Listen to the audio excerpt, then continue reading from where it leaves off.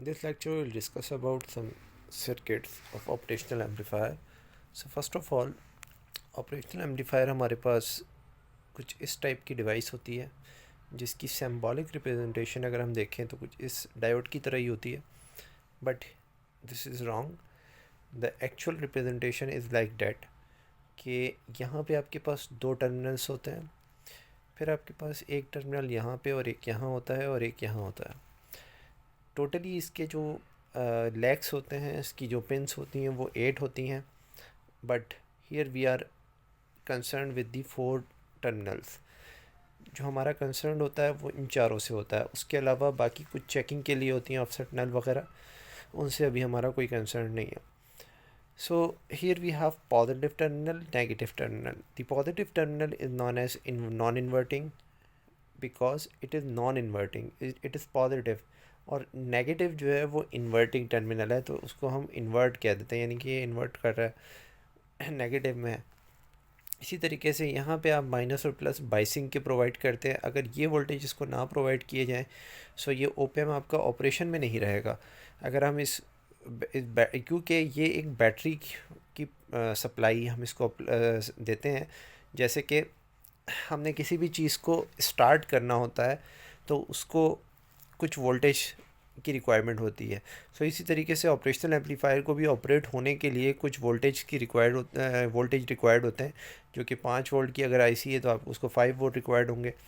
सो ये जो है वो ऑपरेशंस परफॉर्म करने के लिए, और ये जो है वो इसको ऑन करने के लिए. जैसे कि किसी भी चीज़ को ऑन करते हैं आप, तो इसको बाइसिंग के ज़रिए से हम इसको ऑन कर सकते हैं.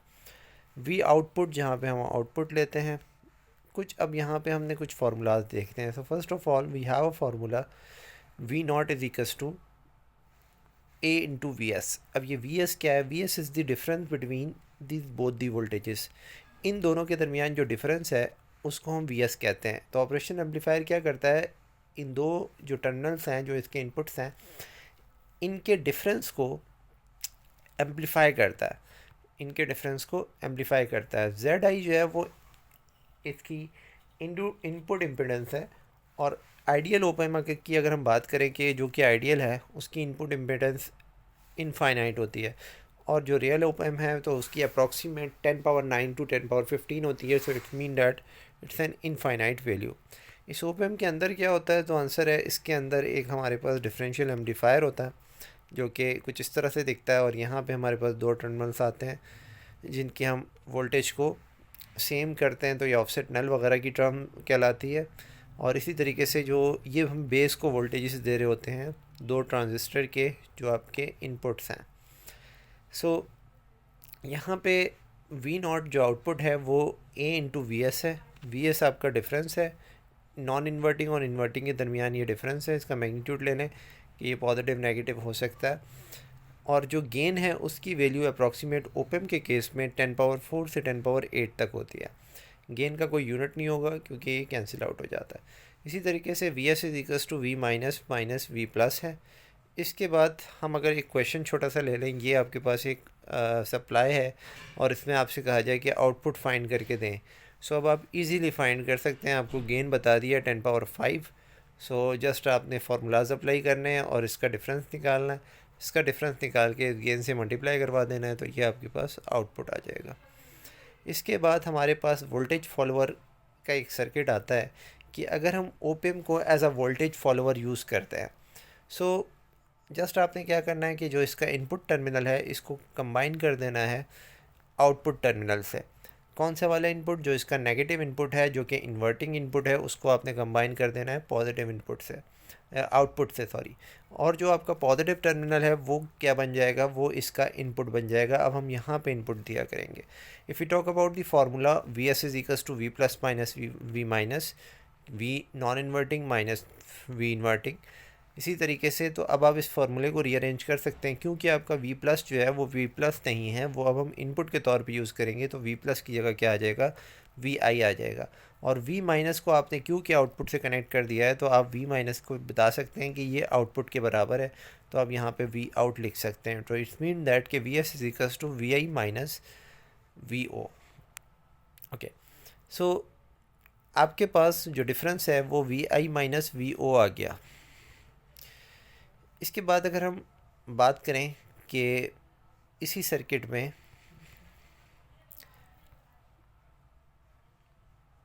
Just a minute,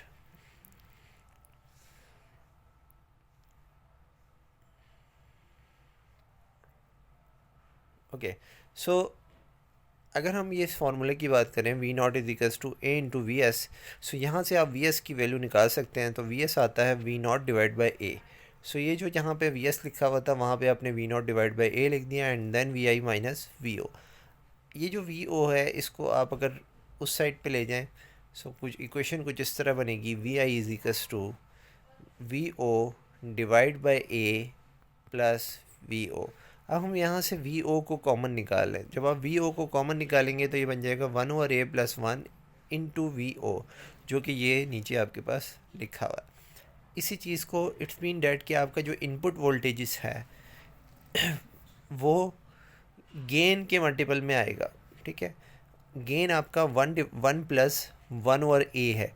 it's mean that कि आपका जो गेन है वो 1 से तो ग्रेटर ही होगा। अगर वो 1 से ग्रेटर होगा सो ऑब्वियसली जो वैल्यू आएगी आउटपुट की, जो इनपुट की वैल्यू आएगी वो आपके पास ग्रेटर आएगी विद रिस्पेक्ट टू आउटपुट। इसी केस में अगर हम पावर की डिस्कशन करें, power gain is equals to power output divide by power input.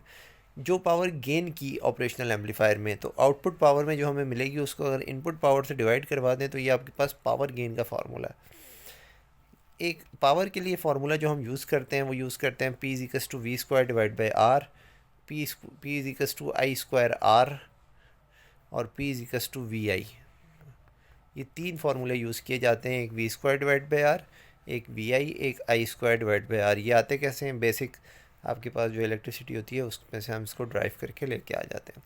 So V square divide by Z, V I divide by V O divide by Z, V I divide by Z.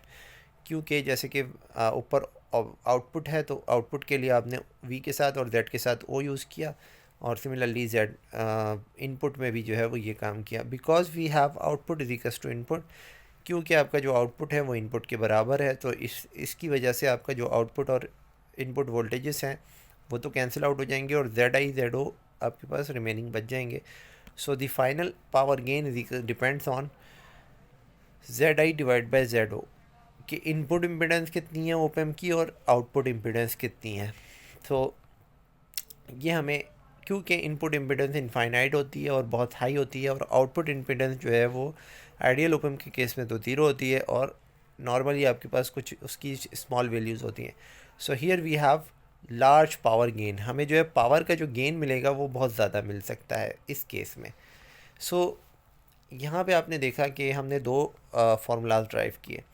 इससे related आपको numerical problem बना सकते हैं कि अगर आपको gain दे दिया जाए और आउटपुट की कोई वैल्यू फाइंड करनी हो, इनपुट दे दिया जाए, और अगर आउटपुट दे दिया जाए और गेन दे दिया जाए तो आप इनपुट फाइंड कर सकते हैं। We have another circuit which is known as current follower operational amplifier. Current follower का जब सर्किट बनाते हैं तो आपने जस्ट ओप एम्प बनाना है। बाइसिंग हम बार बार दिखाते नहीं हैं।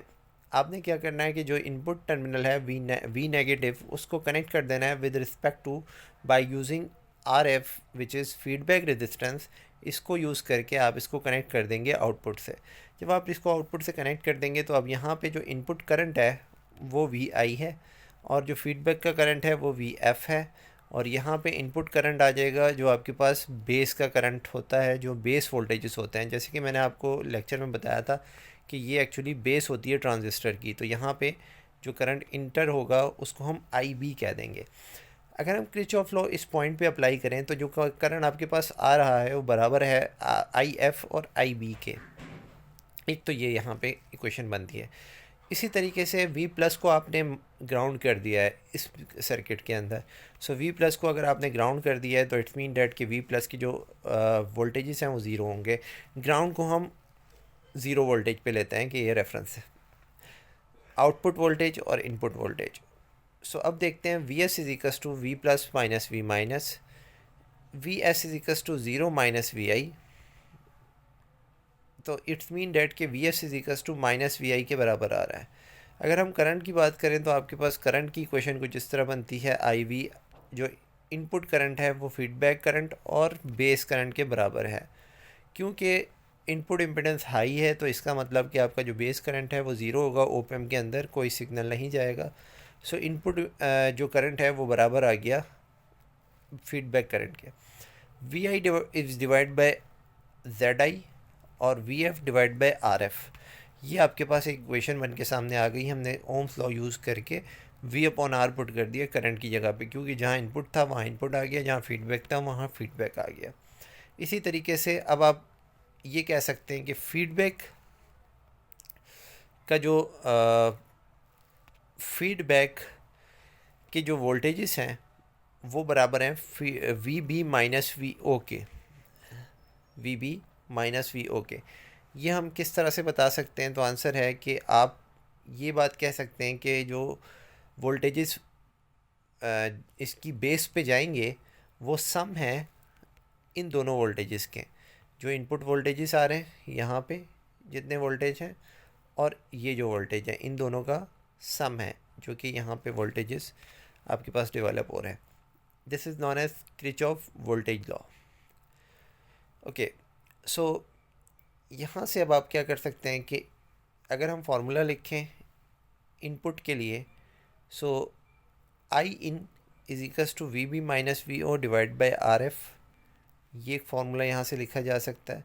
और इसी तरीके से V in is equals to minus V O divide by R F, और यहाँ से आप इसको बता सकते हैं कि जो आपका वी ओ है is equals to minus V in into R F, और आपका वी आउटपुट जो है वो डायरेक्टली प्रोपोर्शनल आ गया इनपुट करंट के। इट्स मीन डैट कि आपका जो आउटपुट है वो डिपेंड कर रहा है इनपुट करंट के ऊपर।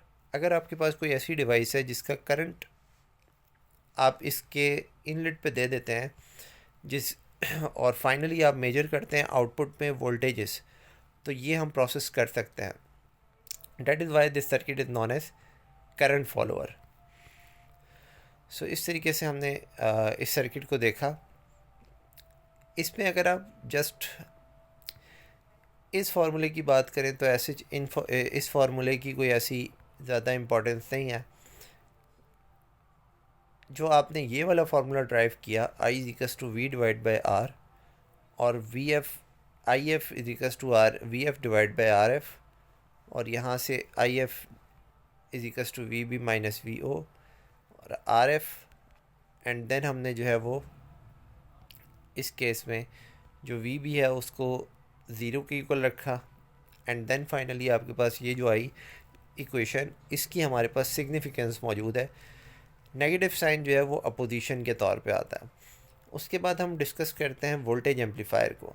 वोल्टेज एम्पलीफायर क्या चीज़ है कि इसमें यहाँ पे फीडबैक रेजिस्टेंस है और यहाँ पे इनपुट के पे आपके पास एक रेजिस्टेंस आ जाता है।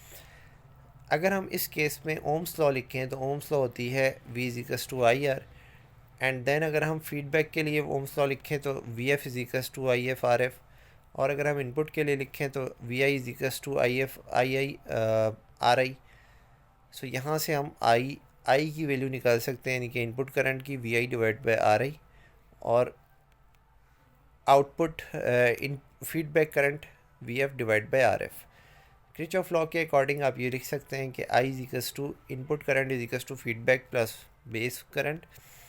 यहाँ से हमें ये भी पता है कि बेस करंट जो है वो आइडियल ओपम और ओपम के केस में ज़ीरो है, क्योंकि इनपुट इम्पीडेंस हाई है।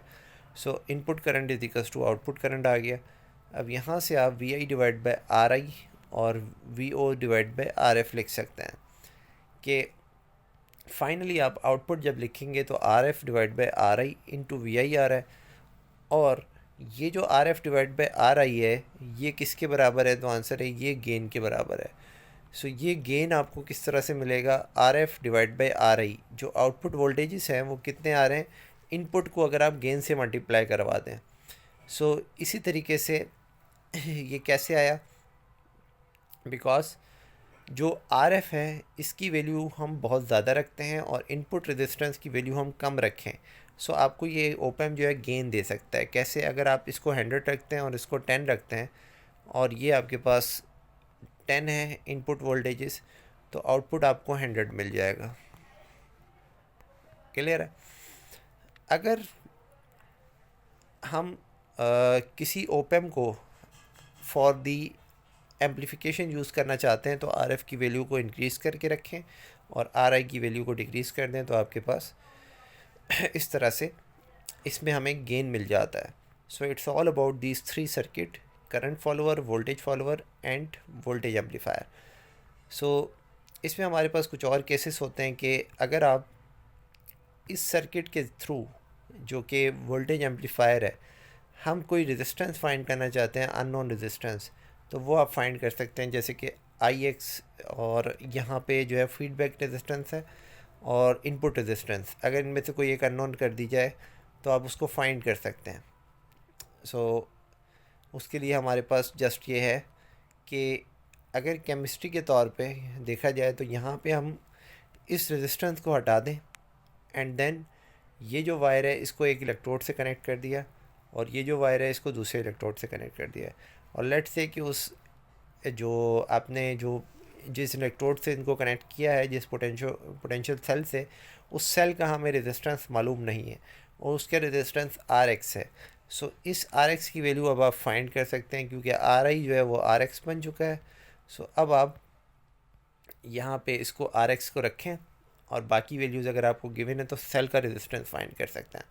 ये सेल यहाँ पे भी लगाया जा सकता है. सो यहाँ पे इसको हटा दें और यहाँ से एक इलेक्ट्रोड लगा दें और यहाँ पे एक और इलेक्ट्रोड हमने लगा दिया, तो ये एक और सेल अगर यहाँ पे लगा हुआ है तो इसका भी अननोन रेजिस्टेंस हम फाइंड कर सकते हैं. सो किस तरह, क्योंकि जो फार्मूला आपके पास मौजूद है, सो अब आप फीडबैक की जगह पे अननोन रेजिस्टेंस होगा, बाकी सारी क्वांटिटीज़ नॉन होंगी. सो आप बहुत इजीली फाइंड कर सकते हैं कि किस तरह से किसी भी अननोन रेजिस्टेंस को मालूम किया जाता है. तो it's all about this lecture के इसमें हमने 3 सर्किट्स देखे: करंट फॉलोअर, वोल्टेज फॉलोअर और voltage amplifier. Thanks for watching.